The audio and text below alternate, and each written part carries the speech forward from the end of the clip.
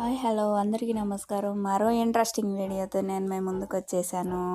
చూస్తున్నారు కదా మందార పూలు ఏంటి ఒకటి తర్వాత ఒకటి నీళ్ళల్లో పడేస్తున్నాను అనుకుంటున్నారా? కాదండి, ఆ మందార పూలన్నీ కోసుకొచ్చుకొని బాగా ఒక 10 పువ్వుల దాకా కోసుకొచ్చుకున్నాను. ఓ చిన్న టీ గ్లాస్ వాటర్ మాత్రమే పెట్టాను. ఆ వాటర్లో ఈ మందార పువ్వులు వేసి మరగబెడుతున్నాను. ఈ మందార పువ్వులో ఉన్న సారం గుజ్జు అంతా బయటకు వచ్చిందాక వేడి మీదే ఉండాలి. దాంతోపాటు మనం కొన్ని ఆకులు కూడా వేసుకోవచ్చు. మనం వేసుకోవచ్చు. వీటిలో గుజ్జు కూడా వచ్చిందాక వేడి పెట్టుకోండి. సో ఈ మందార పువ్వులని ఇలా చేసిన తర్వాత మనకి తెలిసిపోయిద్దండి, గుజ్జు అంతా వచ్చేసింది, పువ్వు అంతా ఇదయ్యింది అని వేడి నీళ్ళల్లో తెలిసిద్ది.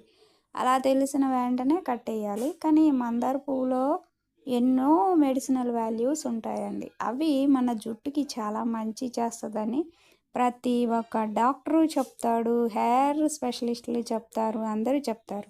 పురాతన కాలం నుంచి ఒక జుట్టుకి మెడిసిన్గా పనిచేస్తుంది అంటే అది మందార పువ్వే. అన్ని మందార పువ్వులు కాదండోయ్, కేవలం ఒండ్రెక్క మందార పువ్వు మాత్రమే. అయితే ఈ ఒండ్రెక్క మందార పువ్వు కూడా అన్ని రకాలు కాదండి, ఓన్లీ రెడ్ కలర్ది మాత్రమే మన జుట్టుకి పనిచేస్తుంది. చూస్తున్నారా ఆ వాటర్ ఎలా ద్రాక్ష రసం లాగా వచ్చాయి?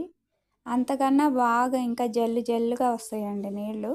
సో అప్పటిదాకా స్టవ్ మీద మీరు కాచుకొని ఆరిపోయాక బాగా చల్లారాక ఆ పువ్వునంతా మరొక్కసారి చేత్తో పిసికి ఆ వాటర్ని గ్లాసులోకో గిన్నెలోకో తీసుకొని డైరెక్ట్గా ఆ వాటర్ని తలకి డైరెక్ట్గా అప్లై చేసుకోవచ్చండి. అప్లై చేసుకొని అంటే మనం స్నానానికి వెళ్ళే 20 మినిట్స్ ఉంచేసుకొని తర్వాత స్నానం చేసేసి రావచ్చు. షాంపూ అయితే షాంపూ, కుంకుడుకాయలు అయితే కుంకుడుకాయలు.